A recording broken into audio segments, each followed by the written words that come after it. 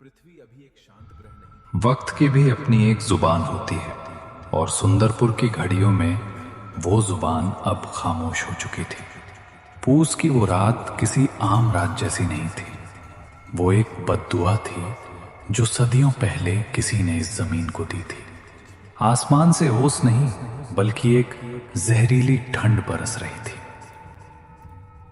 घना सफेद कोहरा पूरे गांव पर ऐसे लिपटा हुआ था जैसे किसी ने मरे हुए जिस्म पर सफेद कफन उड़ा दिया हो। हवा इतनी भारी थी कि सांस लेने में भी फेफड़ों को मेहनत करनी पड़ रही थी।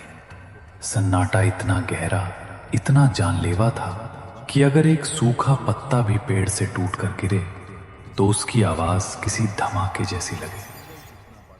सिर्फ एक ही आवाज थी जो इस खामोशी से बगावत कर रही थी। वो थी दूर कहीं से आते हुए आवारा कुत्तों के रोने की आवाज। वो रोना किसी भूख का नहीं था, वो चेतावनी थी। वो कुछ ऐसा देख रहे थे जो इंसानी आंखों से ओझल था। गांव के बस स्टैंड के पास जो अब वीरान पड़ा था, एक टीन की छत वाली छोटी सी दुकान थी। दुकान के बाहर एक अलाव जल रहा था। लकड़ियां चटक रही थीं और लपटें हवा के झोंकों से इधर उधर नाच रही थीं। अलाव के चारों तरफ लोग बैठे थे, लेकिन फिर भी उनके हाथ कांप रहे थे। ये कंपकपी ठंड की वजह से कम और खौफ की वजह से ज्यादा थी। काका, क्या आपको लगता है लखा जिंदा होगा? जिंदा? बिरजू बेटा, मौत सिर्फ वो नहीं होती जब सांस रुक जाए। मौत वो भी होती है जब रूह जिस्म छोड़ दे पर जिस्म चलता रहे। लखा कल रात अपनी गाय ढूंढने गया था ना। मैंने कहा था, लखा अगर तू उस सरहद के पार गया तो वापस सिर्फ तेरा नाम आएगा, तू नहीं। अपशकुन, देखो आग भी चाय नहीं पी रही आज। काका, आपको पता है ना आज क्या है? आज अमावस है। मेरी दादी कहती थी कि जब चांद आसमान से गायब होता है तो सिंगा हवेली की मालकिन, वो नर्तकी चंद्रमुखी, अपनी नींद से जागती है। आज की रात हवा का रुख हवेली से गांव की तरफ होता है। सुना है आज भी वो अपनी टूटी हुई पायल पहनती है। अरे बस करो दीनू भाई, क्यों डरा रहे हो? हम सब जानते हैं वहां क्या होता है, लेकिन वो हवेली अब खंडहर है। वहां कोई नहीं रहता, सिर्फ चमगादड़ और सांप है वहां। सांप? रघु, सांप सिर्फ काटते हैं, जान लेते हैं, लेकिन वो हवेली, वो जान नहीं लेती, वो यादों को पी जाती है। तुम्हें याद नहीं, 10 साल पहले वो इंस्पेक्टर आया था, कहता था मैं भूतों को गिरफ्तार करूंगा। अगली सुबह वो इंस्पेक्टर हवेली के आंगन में बैठकर हवा में सितार बजा रहा था। पागल हो गया था वो। आज भी पागल खाने में दीवारें खुरचता है। तभी एक आवाज ने सबका ध्यान खींचा। दूर से आती हुई किसी गाड़ी के इंजन की आवाज, और फिर एक अजीब सा हॉर्न। कोहरे की दीवार को चीरती हुई 2 पीली हेडलाइट्स उनकी तरफ बढ़ रही। इतनी रात को कौन पागल है जो अमावस की रात सुंदरपुर आ रहा है? वो एक खटारा ऑटो रिक्शा था जो शहर के रेलवे स्टेशन से आ रहा था।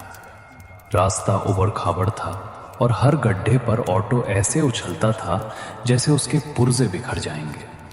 ऑटो के अंदर 2 नौजवान बैठे थे, विक्रम और सुमित। दोनों की उम्र करीब 28-30 साल रही होगी। शहर के महंगे कपड़े पहने थे जो इस देहाती माहौल में अजीब लग रहे थे। विक्रम खिड़की से बाहर देख रहा था। बाहर सिवाय अंधेरे और कोहरे के कुछ नहीं था।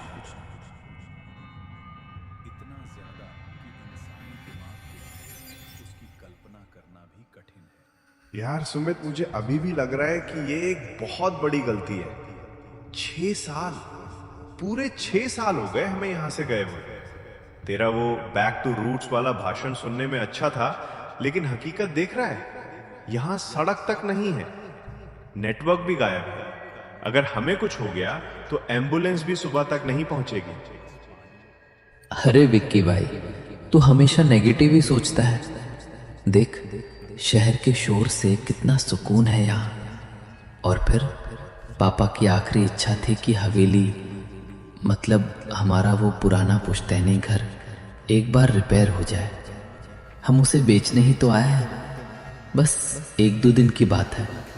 और वैसे भी मुझे बचपन में ये गांव बहुत पसंद था। याद है, हम वो पीछे वाले बगीचे में क्रिकेट खेलते थे। हाँ याद है, और मुझे ये भी याद है कि शाम के 6 बजते ही दादी हमें घर के अंदर खींच लेती थी, कहती थी हवा बदल गई है। तभी ऑटो वाले ने अचानक ब्रेक मारा। ऑटो एक झटके के साथ रुका। विक्रम का सिर रॉड से टकराते टकराते बचा। अरे भाई देख के चलाओ, क्या हुआ, गाड़ी क्यों रोक दी? साहब माफ करना, लेकिन मेरा ऑटो इससे आगे नहीं जाएगा। विक्रम ने सुमित की तरफ देखा। सुमित के चेहरे पर भी थोड़ी घबराहट आ गई थी। ऑटो वाले ने उनका सामान, 2 बैग, जल्दी जल्दी सड़क पर उतारा। वो सामने देखिए, कोहरे के बीच वो सिंगा हवेली है। आज की रात उस रास्ते से गुजरना मतलब अपनी मौत को दावत देना है। पैसे आप आधे दे देना, पर मैं आगे नहीं जाऊंगा। क्या? अभी तो गांव का मोड़ आया है। हमारा घर तो वो पीपल के पेड़ के उस पार है। यहाँ बीच जंगल में कैसे उतरेंगे हम? एक सलाह मानिए साहब, अगर रास्ते में कोई आवाज़ आए, कोई आपको नाम से पुकारे या कोई सुरीला गाना सुनाई दे तो रुकना मत, बस चलते रहना, पीछे मुड़कर मत देखना। इससे पहले कि विक्रम कुछ और पूछता, ऑटो वाले ने किक मारी। ऑटो घर घर आया और फिर इतनी तेजी से यूटर्न लेकर भागा जैसे उसके पीछे कोई शैतान पड़ा हो। धूल और धुएं के गुबार में विक्रम और सुमित अकेले रह गए।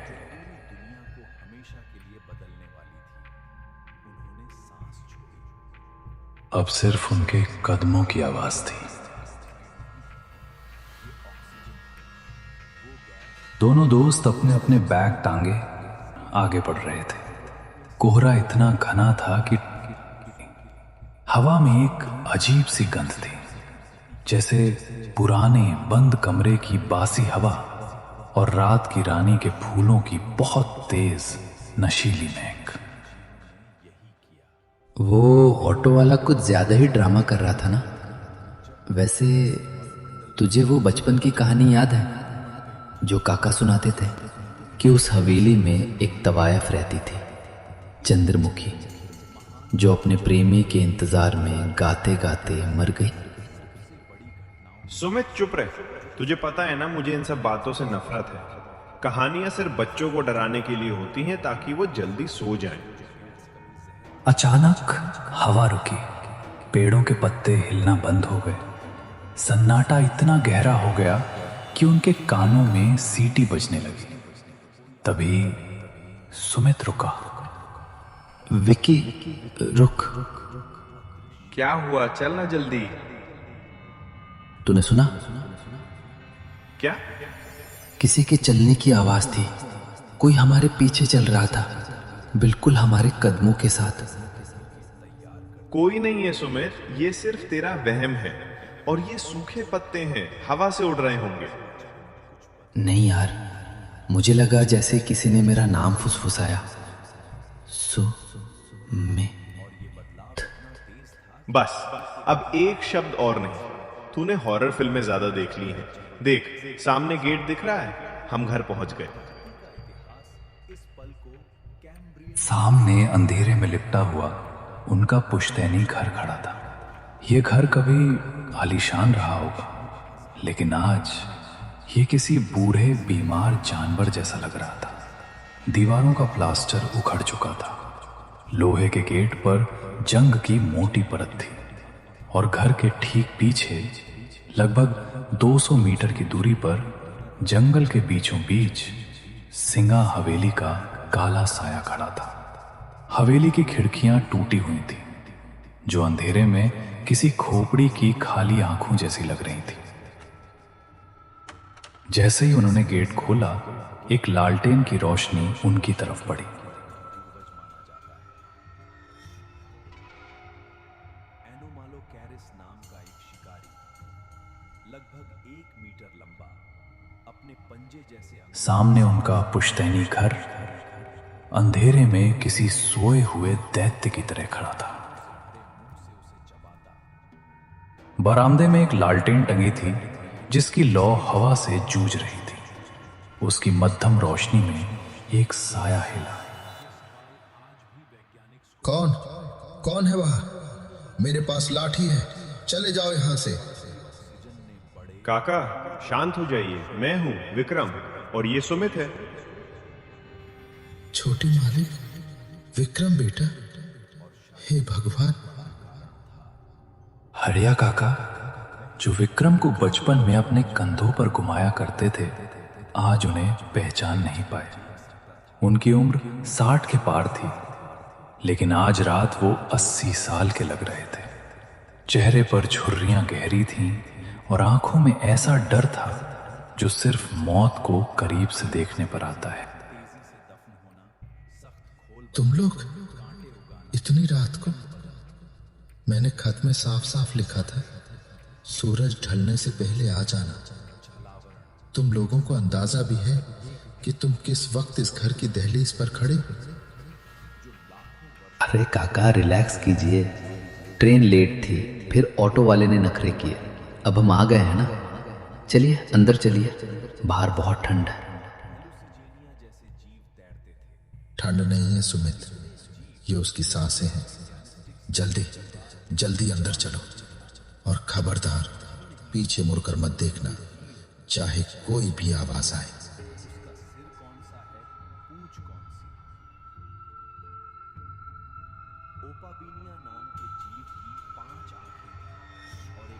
काका ने उन्हें लगभग खींचते हुए घर के अंदर किया और दरवाजे पर एक नहीं 3 सिटकनी लगा दी। फिर उन्होंने दरवाजे पर कान लगाकर कुछ सुनने की कोशिश की। बाहर हवा का शोर था और शायद बहुत दूर किसी पायल की हल्की सी झनकार। काका ने राहत की सांस ली। घर के अंदर की हवा बाहर से भी ज्यादा भारी थी। हॉल में अंधेरा था। फर्नीचर पर सफेद चादरें ढकी थीं, जो धूल की वजह से भूरी हो चुकी थी। कोनों में मकड़ी के जाले ऐसे लटक रहे थे जैसे किसी ने पुराने धागे छोड़ दिए हों। काका, यहां तो सांस लेना भी मुश्किल है। आपने सफाई नहीं करवाई? मालिक, मैं दिन के उजाले में ही आता हूं। इस घर में रात गुजारने की हिम्मत अब मुझ में नहीं रही। क्यों काका? ये घर तो हमें बचपन में बहुत पसंद था। याद है विक्की, हम छुपम छुपाई खेलते थे। काका, वो हमारा पीछे वाला कमरा, ब्लू रूम, वो तैयार है ना? हम वहीं सोएंगे। वहां से पूरा जंगल और हवेली दिखती है। नहीं, खबरदार जो उस तरफ कदम भी बढ़ाया, वो कमरा नहीं रहा, वो रास्ता बन चुका है। मैंने उस कमरे के दरवाजे पर ताला जड़ दिया है। काका, आप होश में तो हैं? वो सिर्फ एक कमरा है। उसकी खिड़की से व्यू अच्छा आता है, इसलिए सुमित वहां जाना चाहता है।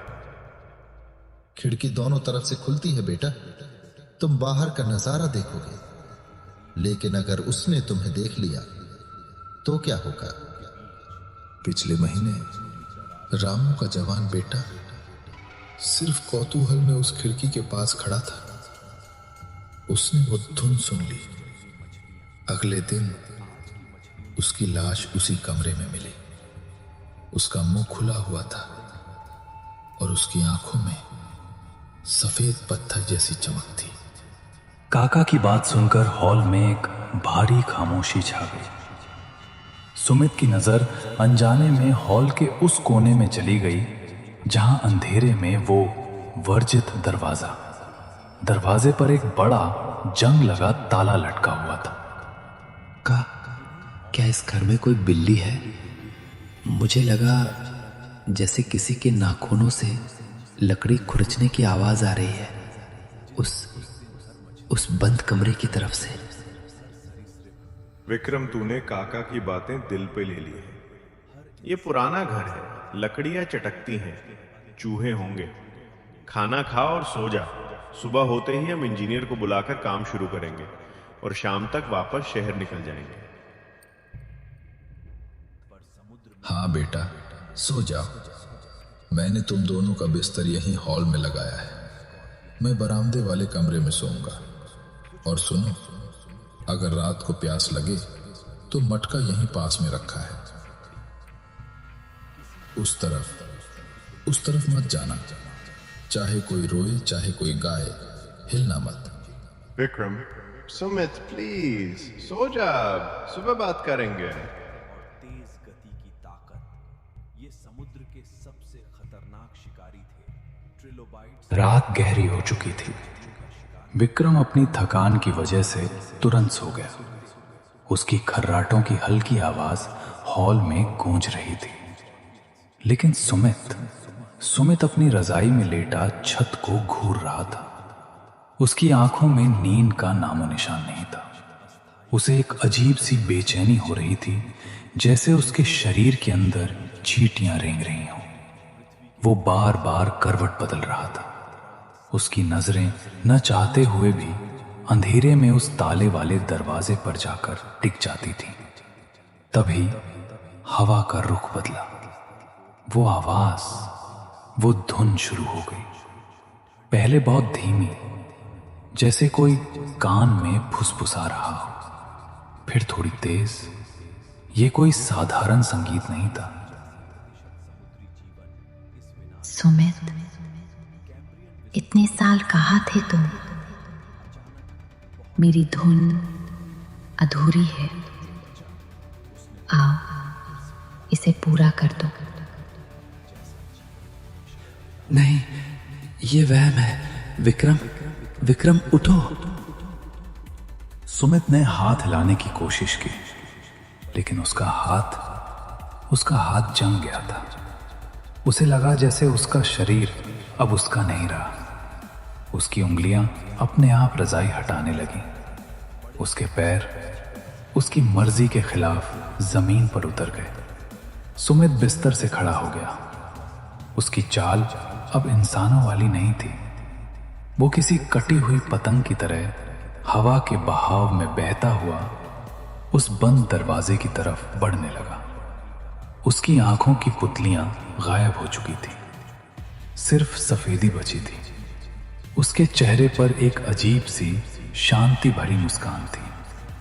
वो दरवाजे के पास पहुंचा। उसने अपना हाथ उस जंग लगे ताले पर रखा। ताला, जो लोहे का था, सुमित के छूते ही बर्फ जैसा ठंडा हो गया। बिना चाबी के, सिर्फ छूने भर से ताला खुल गया। जंजीरें जमीन पर गिर गईं। आवाज से विक्रम की नींद में खलल पड़ा। उसने करवट बदली। सुमित, रात के करीब 2 बज रहे थे। हॉल में अचानक तापमान गिर गया था। इतनी ठंड थी कि सांस भी धुएं की तरह बाहर निकल रही थी। इतनी ठंड क्यों है? काका, खिड़की खुली रह गई क्या? विक्रम, जो थका हुआ था और गहरी नींद में था, एक अजीब सी सिहरन से जाग गया। उसे लगा जैसे किसी ने उसके चेहरे पर बर्फ का ठंडा हाथ रख दिया। विक्रम ने अपनी रजाई कसने की कोशिश की। उसकी आंख खुली। बगल का बिस्तर खाली था। सुमित वहां नहीं था। सुमित, पानी पी रहे क्या? विक्रम उठ बैठा। हॉल में गहरा अंधेरा था। सिर्फ वो छोटी सी मोमबत्ती अपने आखिरी सांसें गिन रही थी। उस मध्यम रोशनी में विक्रम ने जो देखा, उससे उसका गला सूख गया। वो वर्जित दरवाजा जिस पर काका ने ताला जड़ा था, वो चौपट खुला था। ताला और लोहे की जंजीरें जमीन पर ऐसे पड़ी थीं जैसे सांप ने अपनी केचुली छोड़ दी हो। उस खुले दरवाजे के उस पार घना काला अंधेरा था और हवा की डरावनी साएं साएं आ रही थी। सुमित, मजाक मत कर यार, बाहर आ जा। लेकिन जवाब में सिर्फ हवा की सीटी सुनाई दी। रोशनी की एक पतली लकीर उस खुले कमरे के अंदर गई। कमरा खाली था। विक्रम दौड़कर खिड़की के पास गया। उसने बाहर झांका। बाहर कोहरे की एक मोटी चादर थी, लेकिन उस सफेदी के बीच उसे एक धुंधली सी परछाई दिखाई दी। कोई था जो घर से दूर जंगल के रास्ते उस पुरानी सिंगा हवेली की तरफ बढ़ रहा था। सुमित! विक्रम चिल्लाया। उसने एक पल भी नहीं सोचा, वो खिड़की से ही कूद गया। नीचे झाड़ियां थीं, कांटों ने उसके पायजामे को फाड़ दिया, पैरों में खरोंचें आईं, लेकिन विक्रम को दर्द महसूस नहीं हो रहा था। उसके दिमाग में बस एक ही चीज थी, अपने दोस्त को रोकना। कोहरा इतना घना था कि 10 कदम आगे देख पाना भी मुश्किल था। विक्रम सुमित के पैरों के निशान ढूंढ रहा था। गीली मिट्टी पर नंगे पैरों के निशान थे, लेकिन सुमित, या वो चीज जो सुमित के शरीर में थी, वो रुक नहीं रही थी। सुमित की चाल अजीब थी। वो चल नहीं रहा था, वो जैसे हवा में तैर रहा था। उसके हाथ शरीर के बगल में बेजान लटके थे और सिर एक तरफ झुका हुआ था। जंगल विक्रम को रोकने की कोशिश कर रहा था। विक्रम का दिल जोर जोर से धड़क रहा था। तभी उसकी टॉर्च की रोशनी सामने पड़ी। विक्रम सिंगा हवेली के मुख्य द्वार के पास पहुंच चुका था। हवेली का गेट लोहे का बना था। सुमित गेट के ठीक सामने खड़ा था। उसका चेहरा गेट की तरफ था, विक्रम की तरफ पीठ। सुमित, रुक जा भाई, वहां आगे खाई है, गिर जाएगा।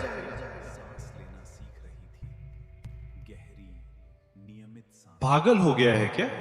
मैंने कितनी आवाजें दी, सुनता क्यों नहीं? आ गए तुम? इतनी देर क्यों कर दी? महफिल सज चुकी है, बस साज की कमी है। सुमित, ये कैसी आवाज है? चल घर चल, काका ठीक कह रहे थे, यहां कुछ गड़बड़ है। घर? ये हवेली ही अब मेरा घर है। वो मुझे बुला रही है। मेरी उंगलियां वो सितार बजाने के लिए तड़प रही हैं। बकवास बंद कर, तुझे डॉक्टर की जरूरत है। सुमित ने एक झटके में विक्रम को ऐसे फेंक दिया जैसे वो कोई कागज का टुकड़ा हो। विक्रम 10 फीट दूर जा गिरा। विक्रम ने देखा कि हवेली का वो भारी भरकम जंग लगा गेट अपने आप खुलने लगा। मेरा इंतजार खत्म हुआ। सुमित ने हवेली के अंदर कदम रखा। अंधेरे ने उसे निगल लिया। विक्रम गेट की तरफ दौड़ा, लेकिन जैसे ही विक्रम गेट के पास पहुंचा, गेट एक तेज धमाके के साथ उसके मुंह पर बंद हो गया। विक्रम ने गेट को पीटना शुरू कर दिया। खोलो सुमित, बाहर आ, खोलो इसे। लेकिन गेट टस से मस नहीं हुआ और तभी हवेली के अंदर से रोशनी जल उठी। विक्रम पागलों की तरह हवेली के उस लोहे के गेट को पीट रहा था। अंदर सुमित गायब हो चुका था और बाहर विक्रम अपनी सांसों से लड़ रहा था। हवेली के अंदर से अब वो धुंध इतनी तेज हो चुकी थी कि जमीन भी कांप रही। सुमित, बाहर आ! भगवान के लिए दरवाजा खोलो, कोई है? खोलो इसे। तभी बिजली कड़की। विक्रम ने देखा कि हवेली की बाईं तरफ एक पुरानी खिड़की की जाली टूटी हुई थी। वो जमीन से थोड़ी ऊंचाई पर थी और उसके नीचे एक सूखे पेड़ की डाल लटक रही थी। विक्रम दौड़ा।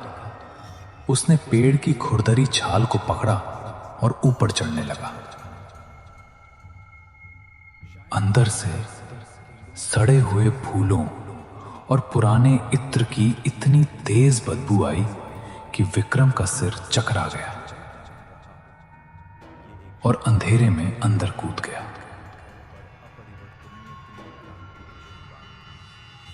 विक्रम अब हवेली के अंदर था। बाहर की ठंड यहां गायब थी। यहां एक अजीब सी चिपचिपी गर्मी थी। दीवारों पर बड़े बड़े तैल चित्र टंगे थे, लेकिन उन चित्रों के चेहरे खुरच दिए हुए थे। विक्रम रोशनी की तरफ बढ़ा जो मुख्य हॉल से आ रही थी।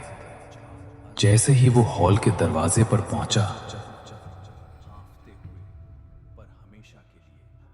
उसके पैरों तले जमीन खिसक गई। फर्श पर बेशकीमती कश्मीरी कालीन बिछा था और वहां महफिल सजी थी। हॉल के किनारों पर लोग बैठे थे। वो बिल्कुल शांत थे। उनमें से एक को विक्रम ने पहचान लिया। वो रघु था, गांव का वो लड़का जो पिछले हफ्ते गायब हुआ था। रघु, तुम यहां हो? चलो भागो यहां से। रघु का चेहरा इंसान का नहीं था। उसकी त्वचा स्लेटी रंग की हो चुकी थी। उसकी आंखें पथरा गई थी। वो पत्थर की मूर्ति बन चुका था। विक्रम दौड़कर रघु के पास गया। विक्रम ने पीछे देखा। बाकी लोग भी सब के सब पत्थर बन चुके थे। ये वो बदकिस्मत लोग थे जिन्होंने वो धुन सुनी थी। हवेली ने उन्हें मारा नहीं था, उन्हें अपना दर्शक बना लिया था, हमेशा के लिए। तभी विक्रम की नजर हॉल के बीचों बीच गई। वहां हवा में जमीन से 5 फीट ऊपर एक लाल रंग का सितार तैर रहा था। उस सितार के तार अपने आप हिल रहे थे। कोई अदृश्य उंगलियां उसे बजा रही थी और उस सितार के ठीक नीचे सुमित खड़ा था। सुमित का शरीर हवा में थोड़ा ऊपर उठ रहा था। उसका हाथ धीरे धीरे उस सितार की तरफ बढ़ रहा था। जैसे ही वो उसे छुएगा, उसका भी वही हाल होगा जो रघु का हुआ। कितने सुंदर है ये। मेरे हाथ इसे छूना चाहते हैं। सुमित, नहीं, पीछे हट। वो साज नहीं, वो मौत है।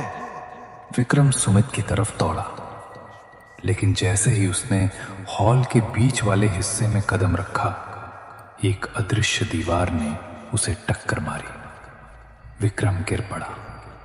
हवा में एक गूंजती हुई क्रोधित औरत की आवाज आई। खामोश।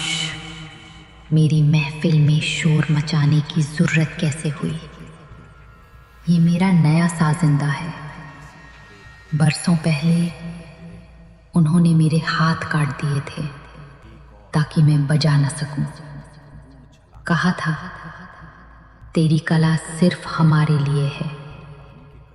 जब उन्होंने मुझे मारा तो मैंने कसम खाई थी, अब मैं खुद नहीं बजाती, मैं दूसरों के हाथों से बजाती हूँ।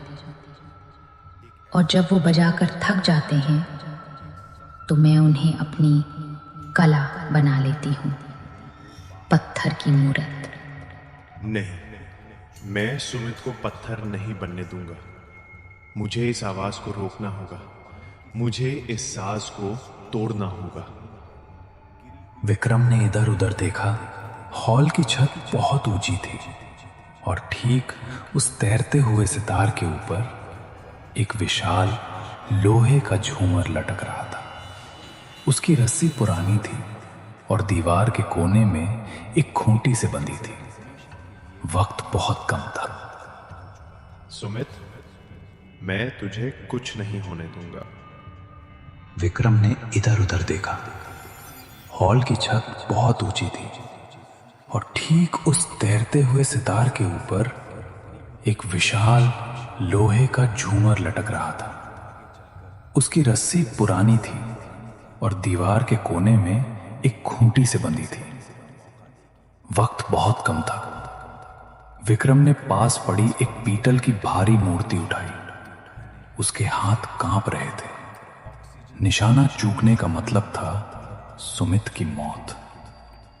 विक्रम ने पूरी ताकत से एक भाले की तरह वो पीतल की मूर्ति उस रस्सी पर दे मारी।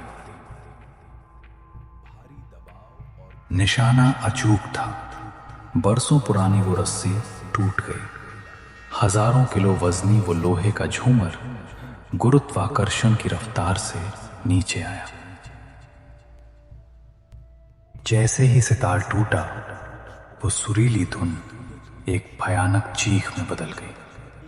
हॉल में तूफान आ गया। वो अदृश्य साया जो अब तक हावी था, धुएं की तरह बिखरने लगा। मेरा सांस, मेरा इंतजार, नहीं। हवेली कांपने लगी। छत से धूल और पत्थर गिरने लगे। सुमित जो हवा में था, एक बेजान कठपुतली की तरह जमीन पर गिर पड़ा। सुमित, उठ भाई, भागना होगा, ये जगह गिर रही है। सुमित बेहोश था। उसको होश आया और वो हवेली से बाहर की ओर भागे।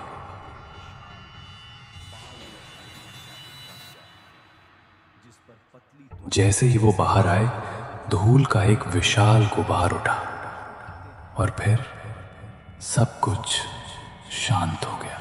विक्रम और सुमित वहां से भागते हुए जंगल से घर की तरफ भागे।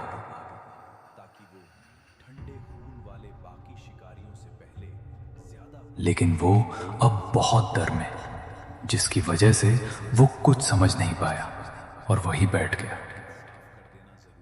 और उन्हें पता नहीं चला सुबह हो गई। विक्की, हम कहाँ हैं? मेरे सिर में दर्द हो रहा है। और वो गाना बंद क्यों हो गया? गाना खत्म हो गया भाई। सांस टूट गया, महफिल उठ गई।